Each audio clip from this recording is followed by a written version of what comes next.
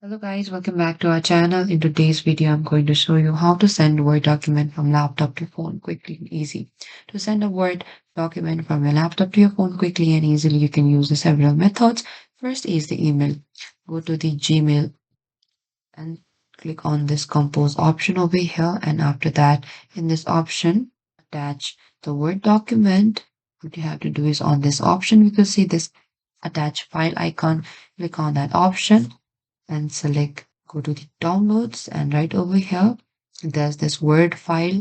After you save that into your downloads, click this option. Now it's attached, and what you have to do is you can simply send it to yourself.